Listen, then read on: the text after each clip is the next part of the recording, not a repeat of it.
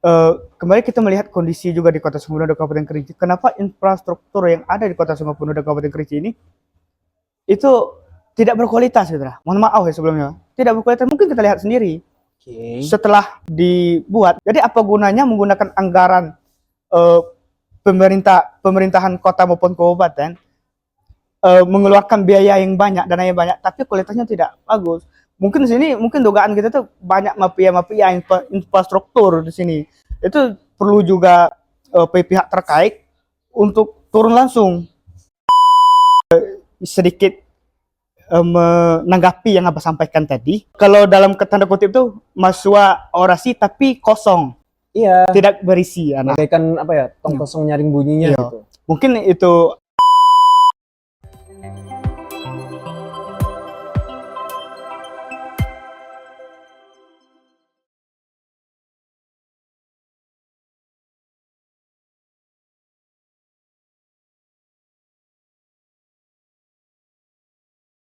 Halo semuanya, kembali lagi dengan saya Givari Alekotama selaku host di Biar Paham Podcast.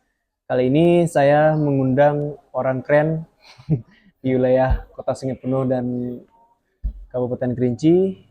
Yang di sebelah kanan saya ini namanya Bang Gufron. Beliau adalah aktivis kampus yang ada di wilayah Kabupaten Kerinci dan Kota Sungai Penuh. Kerinci lah ya. Kerinci lah ya. Oke. Nah, mungkin di sini banyak teman-teman Biar Paham Podcast yang belum mengetahui Bang Gufron. Ya, bisa disampaikan ke teman-teman. Baik, perkenalkan nama saya Gufron. Saya beralamatkan di Hampara Rawang dan mahasiswa aktif di STI Sakti Alam Kerinci. Oke, sekarang mahasiswa di STI Sakti Alam Kerinci. Sebagai aktivis di kampus STI, ya, kampus STI ya. Oke. Nah, pertanyaannya, kita mau bahas apa nih? Lebih tepatnya tentang pergerakan mahasiswa gitu ya. Menurut pandangan dari Bang Gufron nih, belakangan ini mungkin agak kritis ya. Sedikit kritis nggak apa-apa ya. Sedikit mengkritisi dan juga diskusi gitu. Sebenarnya apa yang salah di sini? Belakangan ini marak terjadinya demo. Ya, kita tahu di sini menurut saya pribadi di wilayah Kerinci ini mereka demo berdasarkan hasrat aja, tapi tidak, menurut saya tidak melihat dari sisi sebuah gagasan. Karena misalkan demo nih permasalahan sampah atau demo permasalahan infrastruktur dan segala macam gitu kan. Nah, demo hanya sekedar demo, dan bahkan mohon maaf nih, ini juga sedikit titipan, nggak apa-apa ya, mohon maaf Bapak gitu. Saya sedikit spill. Yang ngomong ini bukan saya, tapi mantan Kapolres Kerinci, Pak Patria Yuda gitu kan. Sempat membahas sedikit tentang kenapa kok di sini di Kerinci itu mahasiswa demo ya sekedar mencari sensasi aja, tapi tidak menitik beratkan ke gagasannya. Ujung-ujungnya apa? Ketika demo selesai, ricuh, ada korban di sana. Setelah itu, ya infrastrukturnya rusak. Kita tahu di Amerika, yang saya tahu nih, di Amerika tuh sangat efektif dan praktis. Demonya itu memang 5 orang, terus bawa banner, spanduk, saya tidak setuju tentang ini gitu misalnya, tentang isu apa gitu, isu perpolitikan atau isu dinasti politik atau segala macam. Mereka demo dan didengarkan. Nah, kita di sini kenapa seperti itu? Menurut pandangan Bang Gufron selaku aktivis kampus, bagaimana? Ya sedikit mungkin terakhir bercerita sedikit ya Bang. Ya. Mungkin terakhir mahasiswa Kerinci dan Kota Sungai Penuh demo pas ulang tahun kota dan Kabupaten Kerinci, Kota Sungai Penuh dan Kabupaten Kerinci. Oke. Jadi demo, ya betul ya Abah sampaikan tadi. Demo itu tidak perlu ribuan massa, tidak perlu banyak membawa massa, dan ya satu orang pun cukup sebenarnya untuk demo. Yang jelas pesannya sampai. Ya betul. Nah mungkin demo kemarin, mungkin sempat demo yang terviral lah kemarin. Ada mahasiswa yang jadi korban, ada juga pihak aparat yang jadi korban kemarin. Dan untuk persoalan ya kebanyakan yang Abah sampaikan tadi hasrat. Mungkin ini hasrat mahasiswa, cuma hasrat untuk Iya. demo. Nah, sini sedikit mengklarifikasi juga ya Bang. Iya betul. Mungkin mahasiswa-mahasiswa yang ada di Kota Sungai Penuh Kabupaten Kerinci berdemo mungkin dari apa namanya? Keresahan. Keresahan. Oke. Keresahan juga mungkin dari dengar dari keresahan masyarakat, dan di sini mahasiswa yang jadi penyambung lidah masyarakat untuk menyampaikan aspirasi-aspirasi masyarakat di Pemkot maupun Pemkab. Nah, mungkin banyak sedikit menanggapi yang Abah sampaikan tadi. Iya, kalau dalam tanda kutip itu mahasiswa orasi tapi kosong, Iya. tidak berisi. Nah, Bagaikan apa ya? Tong kosong nyaring bunyinya Iya. gitu. Mungkin ada juga mahasiswa yang berisi dalam berorasi, yang menyampaikan memang betul-betul pesan aspirasi dari masyarakat Iya betul. yang betul. disampaikannya. Ini oknum ya. Iya, Kita oknum. bicara oknum ya, bukan Itu cuma semuanya ya, tapi oknum gitu. bukan semua aktivis yang ada di Kota Sungai Penuh dan Kabupaten Kerinci begitu. Dan mungkin kalau saran dari saya sebagai aktivis mahasiswa juga, apa salahnya kita saat menyampaikan aspirasi masyarakat cara yang lebih elegan gitu lah. Oke, gimana tuh elegan? Contohnya kita beraudiensi, bernegosiasi dengan pemerintah, kita beraudiensi dengan pemerintah. Mengapa begitu? Setidaknya pesan yang kita sampaikan, aspirasi yang kita sampaikan ini sampai didengarkan, didengarkan oleh pemerintah, pemerintah terkait. Iya. Kita beraudiensi langsung, menyampaikan langsung ke pemerintah, baik itu di DPR maupun pemerintah kota. Kita menyampaikan langsung dengan cara beraudiensi. Kalau menurut saya itu lebih elegan gitu, Bang. Iya betul. Kita beraudiensi langsung.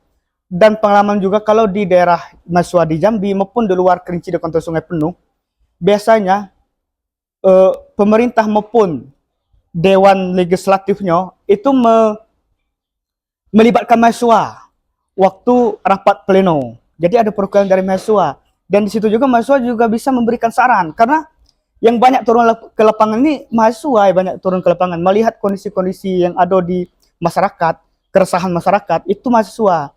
Jadi kalau di luar ya pemerintah di luar itu melibatkan mahasiswa untuk ikut rapat pleno, baik pembahasan anggaran ataupun pembahasan tentang gimana meletakkan suatu proyek ataupun segala macam. Itu melibatkan mahasiswa. Oke, artinya di awal bagusnya itu pemerintah melibatkan mahasiswa untuk ikut dalam kegiatan-kegiatan yang ada. Contohnya tadi di pleno gitu ya. Itu sangat elegan kalau menurut saya pribadi.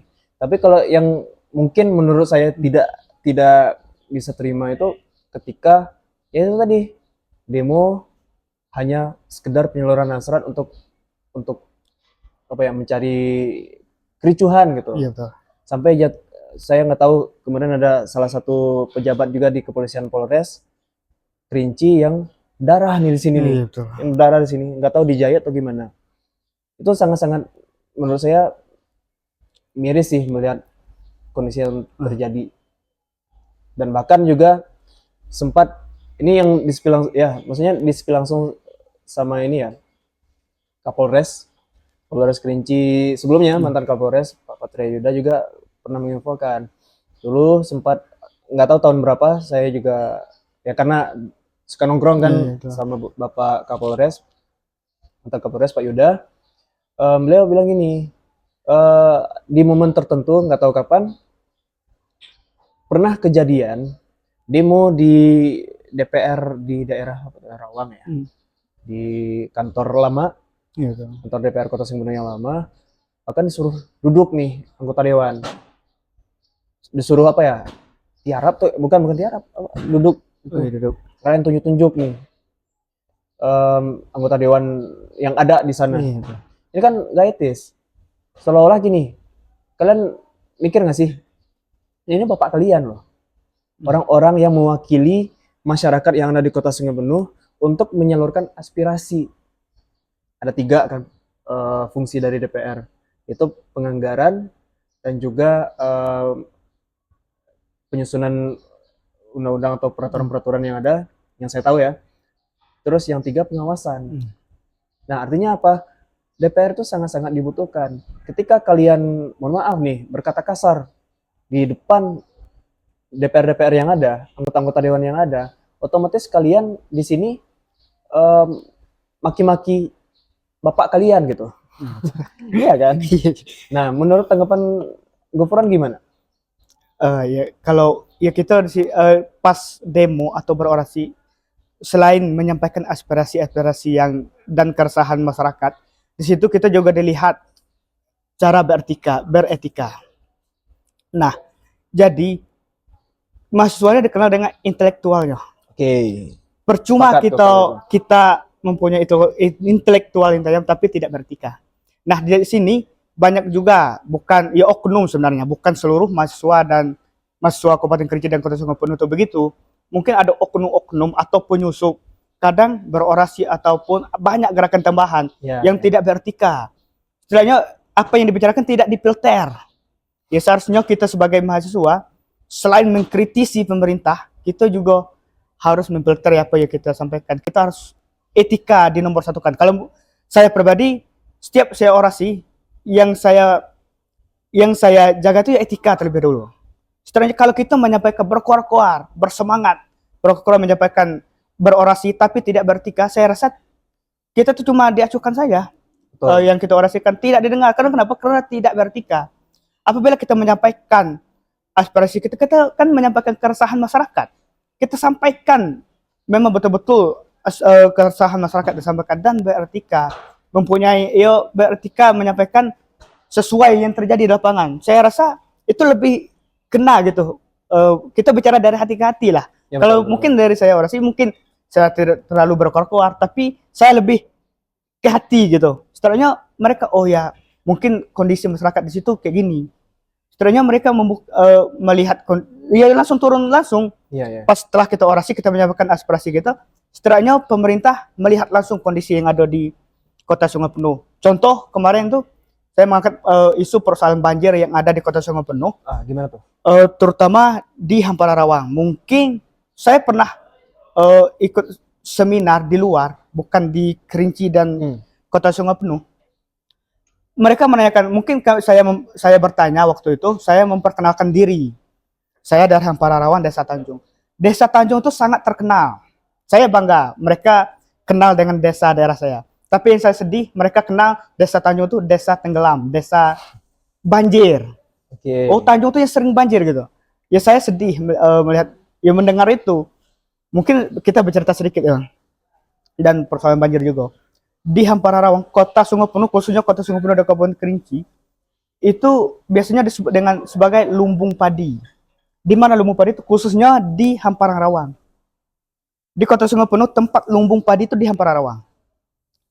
Kondisi yang kita lihat saat ini, di Hampara Rawang, masyarakat Hampara Rawang, khususnya 3 desa Tanjung, itu tidak bisa lagi menggarap persawahan mereka karena banjir tadi.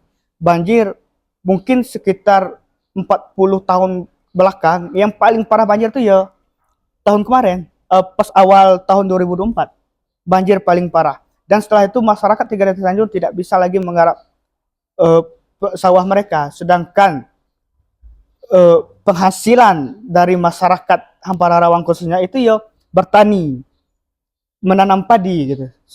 Akibat banjir ini, mahasiswa tidak lagi bisa, masyarakat tidak bisa lagi menggarap lahan mereka sendiri.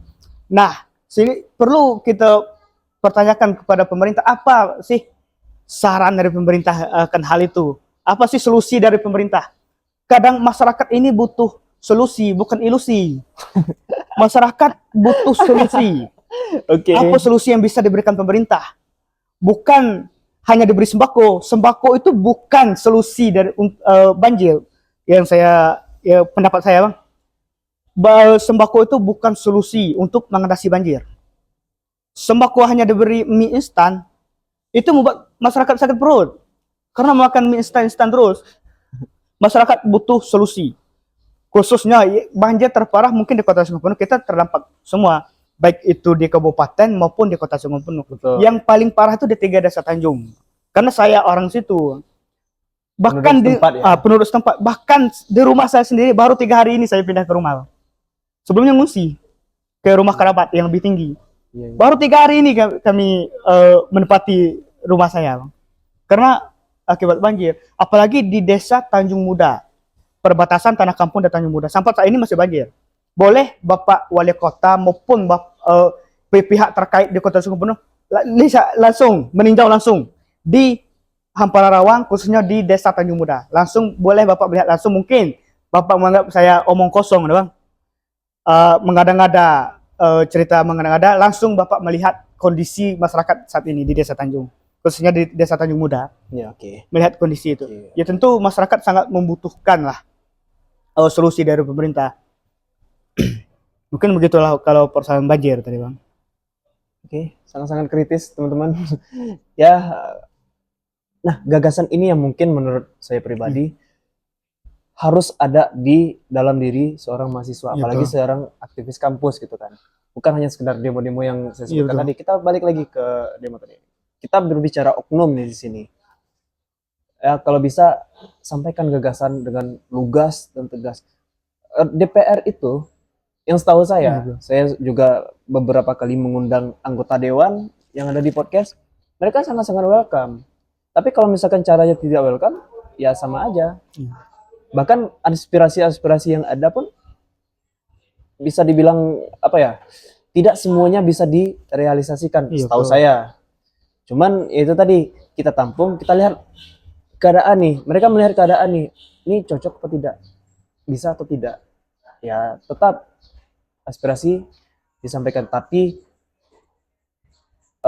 bisa atau tidaknya itu tergantung dari kesepakatan bersama, karena ada 25 Anggota DPR. anggota DPR kan, mereka berdebat lagi tuh di Iya. situ. Nah, itu yang setahu saya. Gitu. Cara seperti tadi menurut saya bagus dan saya suka. Seharusnya inilah mahasiswa, Iya, betul. inilah mahasiswa. Jangan apa ya, demo-demo nggak jelas gitu. Iya, betul. Dan ini pesan juga sama pejabat-pejabat, ya Pak Patria Yuda, wakil, ya dulu sebagai mantan ya, sebagai mantan Polres di kota di Kerinci ini ya, Kabupaten Kerinci dan Kota Sungguh Penuh. Gitu. Itu titipan dari saya ke depan, kalau bisa berorasi lah, tapi etika harus Iya, dijaga. betul, betul. Oke, kita lanjut ya. Nah, berhubung abang sekarang mengundang Gufron sebagai aktivis kampus gitu kan. Nah, kita bahas tentang isu-isu yang ada di wilayah Kerinci dan Kota Sungguh Penuh. Gitu. Nah, mungkin menurut Bang Gufron, apalagi nih isu-isu yang mungkin bisa dibedah, bisa kita gali gitu. Mungkin persoalan infrastruktur lah. Nah, gimana tuh? Ini mungkin dugaan juga ya, Bang. Mungkin banyak pernah juga kami diskusikan dan pernah juga mendengar dari masyarakat maupun dari kawan-kawan mahasiswa juga yang pernah kami diskusikan persoalan infrastruktur. Kembali kita melihat kondisi juga di Kota Sungguh Penuh dan Kabupaten Kerinci. Kenapa infrastruktur yang ada di Kota Sungguh Penuh dan Kabupaten Kerinci ini itu tidak berkualitas, gitu lah. Mohon maaf ya sebelumnya. Tidak berkualitas. Mungkin kita lihat sendiri. Oke. Setelah dibuat misalkan tembok penahan untuk tembok penahan banjir, setelah dibuat sebulan 2 bulan itu sudah jebol. Banyak kita lihat itu, boleh kita lihat di pinggiran Sungai Batang Merau, tembok-tembok penahan yang dibikin. Hanya kualitasnya itu cuma sebulan 2 bulan sudah jebol. Jadi apa gunanya menggunakan anggaran pemerintahan kota maupun kabupaten, mengeluarkan biaya yang banyak, dana yang banyak, tapi kualitasnya tidak bagus. Mungkin di sini, mungkin dugaan kita tuh banyak mafia infrastruktur di sini. Itu perlu juga pihak terkait untuk turun langsung persoalan mengatasi persoalan dugaan mafia infrastruktur ini, Bang. Infrastruktur ya. Oke, jadi oke, kita bicara harus pihak-pihak terkait harus turun nih. Nah, harus turun. Harus turun ya. Nah, dari mahasiswanya gimana?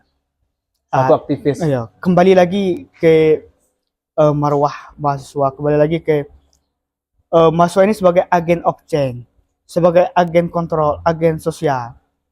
Tentu mahasiswa ini selain, ya biasanya mahasiswa tersebut sebagai parlemen jalanan gitu nah. Parlemen jalanan. Oke, saya suka nih parlemen jalanan ya. Gimana tuh gimana?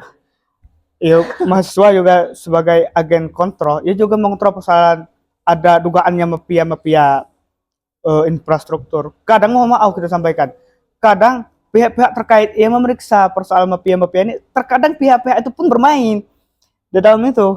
Oke. Nah, dan tentu kita butuh peran mahasiswa di situ untuk mengontrol pemeriksaan atau pemeriksaan dugaan-dugaan mafia-mafia infrastruktur ini.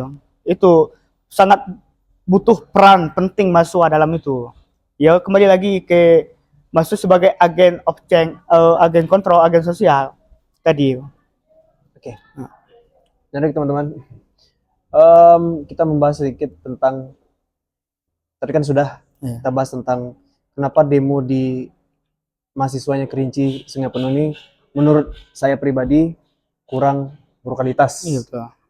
Dan juga tadi sempat kita bahas sedikit tentang infrastruktur banjir dan semacamnya.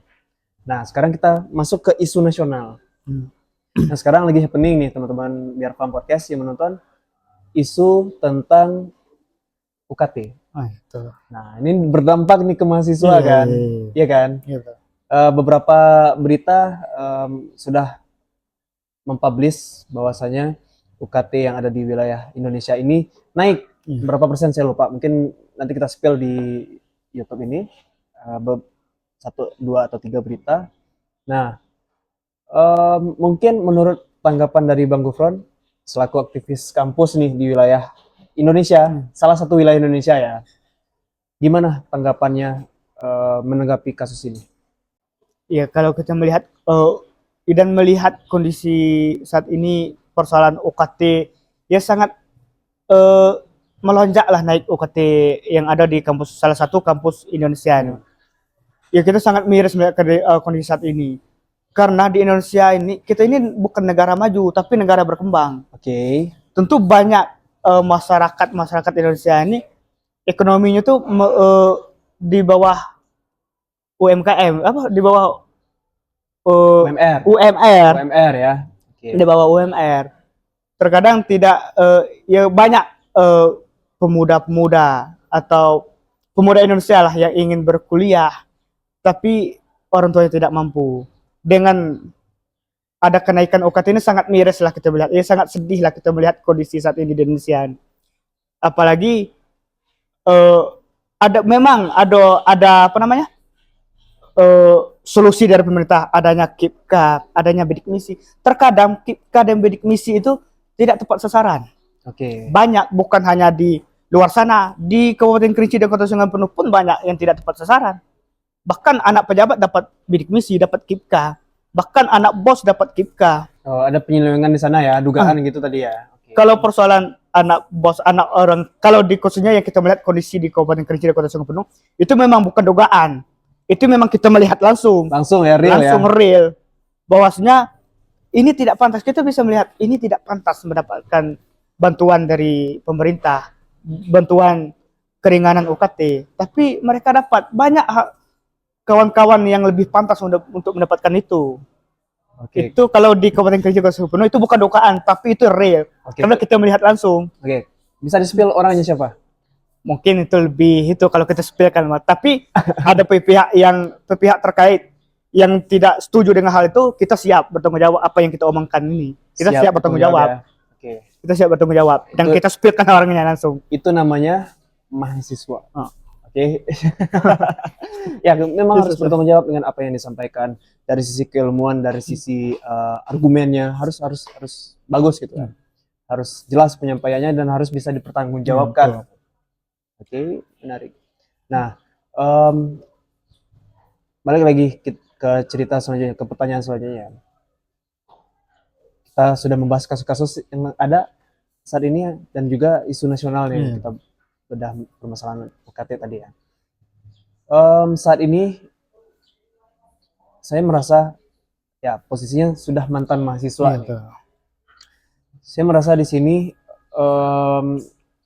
kita tuh tidak memiliki budaya, apalagi mahasiswa saat ini ya, kurang memiliki budaya berorganisasi dan berinteraksi dengan masyarakat. Iya betul.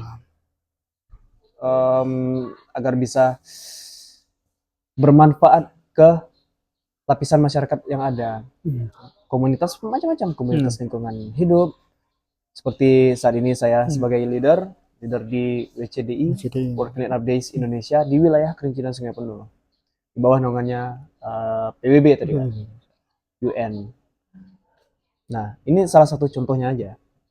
Terus juga lanjut, kita membahas sedikit tentang kenapa sih di sini mahasiswa kita kurang berhasrat ingin masuk ke organisasi dan terlibat ke masyarakat. Tanggapan dari Bang Gufron selaku aktivis kampus seperti apa? ya kita melihat juga kondisi saat ini mahasiswa yang ada di Kota Sungai Penuh maupun di Kabupaten Kerinci itu seolah-olah tidak memiliki gairah untuk berorganisasi gitu nah. Ya. Jadi mahasiswa itu lebih fokus ke nilainya, ke IPK-nya. Jadi terkadang bodoh amat lah persoalan organisasi. Karena di organisasi ini kita seolah-olah kita ini di tanggapan mahasiswa lain itu kita keluar dari zona nyaman. Oke. Mending kita sudah kuliah dapat IPK tinggi, pulang tidur, pulang kuliah tidur atau segala macam kegiatan lain. Bukan begitu. Sebenarnya ini perlu juga saya klarifikasi sebenarnya. Masuk organisasi itu bukan keluar dari zona nyaman sebenarnya. Tapi Kita di organisasi ini banyak hal-hal yang di organisasi tidak kita dapatkan di dunia perkuliahan. Sangat banyak. Kalau menurut saya ya Bang, kalau kuliah itu apa bedanya kuliah dengan SMA? Terus belajar, datang kuliah, datang sekolah, pulang, dan ya melakukan aktivitas pribadi. Apa bedanya kita dengan SMA? Kita ini harus kita ingat, kita ini maha dari siswa yang paling tinggi gitu nah, mahasiswa. Nah, tentu di mahasiswa selain kita tidak juga meninggalkan akademisi juga kalau waktu di organisasi. Kebanyakan asumsi mahasiswa ini anak organisasi itu lambat tamat kuliah. Mungkin banyak kedengaran kayak gitu. Kalau prinsip saya tidak menomorduakan kuliah dan tidak menomorduakan organisasi. Oke. Jadi seiring organisasi jalan, perkuliahan juga jalan gitu. Nah, kembali ke pertanyaan tadi, gimana kita membangkitkan gairah-gairah mahasiswa untuk bergabung di organisasi? Tentu dengan cara kita mempromosikan organisasi yang kita ikuti ke mahasiswa-mahasiswa lain. Mungkin mahasiswa saat ini melihat, oh anak organisasi ini lambat tamat kuliah, tidak ada ya sama anak organisasi maupun anak non organisasi. Nah, jadi saya menceritakan sedikit pengalaman di kampus nih. Kalau planning saya di kampus nantinya, organisasi itu perlu diaktifkan dari kampus dulu sebelum kita ke organisasi luar kampus. Kita aktifkan organisasi di kampus dulu. Contohnya kita buat bedah buku per minggu biar mahasiswa ini melihat penasaran dulu. Kita buat mahasiswa ini penasaran dulu melihat, oh ada apa di misalkan di kampus ini ada sekber, sekretaris bersama. Dan di sekretaris bersama itulah kita manfaatkan fasilitas yang ada untuk tempat kita bedah buku, kajian di situ. Setidaknya mahasiswanya melihat, ya menjadi penasaran. Iya betul. Melihat mahasiswa-mahasiswa lain nyaman nyaman diskusi, bedah buku dan berbagi pengalaman. Setidaknya mahasiswa-mahasiswa ini penasaran, dan dari rasa penasarannya timbul rasa ingin tahu, dan setelah rasa ingin tahu dan bergabung di organisasi, dan baru melihat oh berarti di organisasi kayak gini, di organisasi saya dapat ini, di organisasi saya dapat itu. Yang jelas di organisasi mungkin kata-kata saya sedikit mengutip kata-kata senior, di organisasi tidak menjamin kita jadi orang hebat, tapi di organisasi kita bisa duduk dengan orang-orang hebat. Oke. Itu real, dan itu yang saya rasakan saat ini. Ya sih. Nah, kalau tanpa organisasi, saya tidak bisa diskusi dengan wali kota, dengan bupati, dengan pejabat-pejabat lainnya. Tapi dengan adanya organisasi, saya bisa berdiskusi dengan pejabat-pejabat yang ada maupun senior-senior yang sudah sukses, baik itu pengusaha maupun di birokrat gitu. Iya. Jadi di organisasi tidak menjamin kita ini menjadi orang yang hebat, tapi kita bisa duduk dengan orang hebat. Ya. Mungkin begitu. Mungkin ada nggak sih ke teman-teman Biar Farm Podcast, mana tahu rata-rata nih yang menonton pasti mahasiswa nih. mahasiswa dan anak-anak Gen Z lah ya. Ada tips dari Bang Gufron selaku aktivis kampus, bagaimana cara bisa menumbuhkan keinginan untuk bisa terjun ke organisasi-organisasi masyarakat? Untuk bergabung di organisasi Ya, ya. bergabung di organisasi, Ya, ini saya- keterlibatan lah ya di Keterlibatan. masyarakat. Entah itu komunitas, entah itu organisasi dan segala macamnya. Baik. Tentu pertama ya yang saya sampaikan tadi, maksudnya tidak ada gairah lagi berorganisasi. Tentu kembali ke pengalaman saya pribadi, pertama kali saya juga acuh tidak acuh dengan organisasi ini. Tapi banyak kawan-kawan menyarankan di organisasi, saya memaksakan diri. Pertama, kita paksakan diri kita terlebih dahulu. Oke, dipaksa ya. Dipaksakan dulu. Oke. Kita paksakan diri kita terlebih dahulu mengenal organisasi itu. Ada kata pepatah mengatakan, tak kenal maka tak sayang. Oke. Makanya kita kenali dulu organisasi itu. Kita ikuti dulu. Kita lihat apa sih tujuan organisasi ini. Kita ikuti dulu, baru setelah kita masuk ke dalam, baru kita tahu, oh ini gunanya organisasi. Dan di organisasi juga kita bisa sosialisasi ke masyarakat. Baik itu baksos ataupun kegiatan-kegiatan lainnya yang bermanfaat untuk masyarakat sekitar dan setempat. Oke, terakhir ya, sebelum kita tutup, ada nggak sih pesan untuk masyarakat yang ada di wilayah Kota Sungai Penuh dan Kabupaten Kerinci?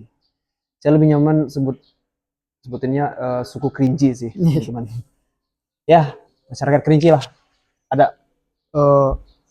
Mungkin pesan saya selaku masyarakat Kerinci dan selaku aktivis mahasiswa juga yang ada di Kerinci dan Kabupaten dan Kota Sungai Penuh, yang melihat kondisi sebelumnya, yaitu banjir terbesar yang ada di Indonesia itu ya di Kabupaten Kerinci dan Kota Sungai Penuh.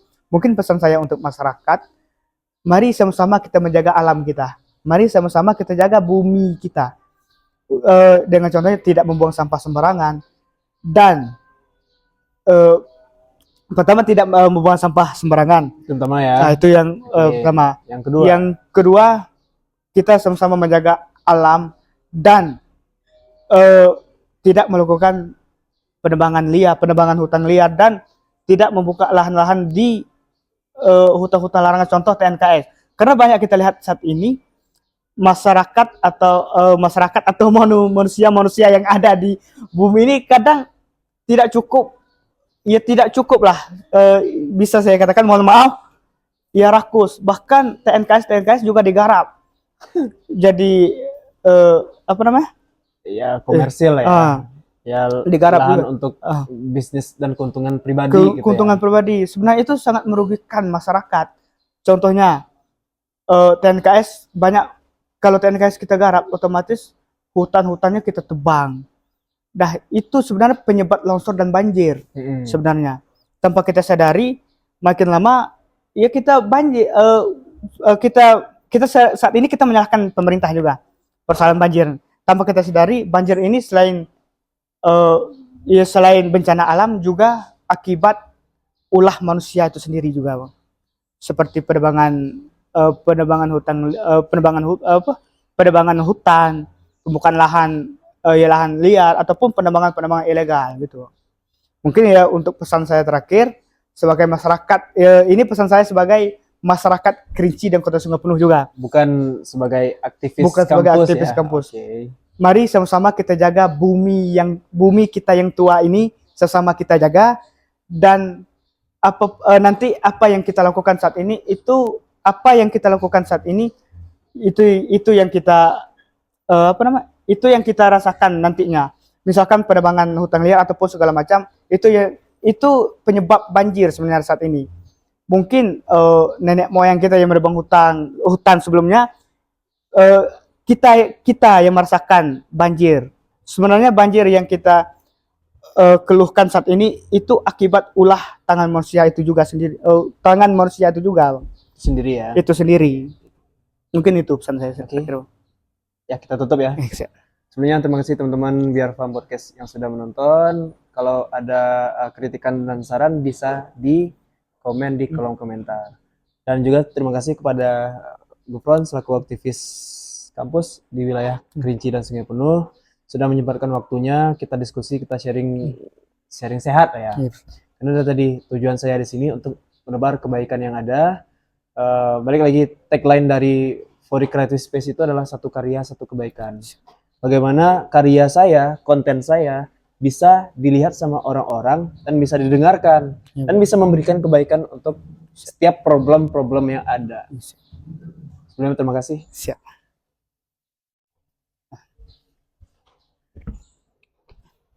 Dan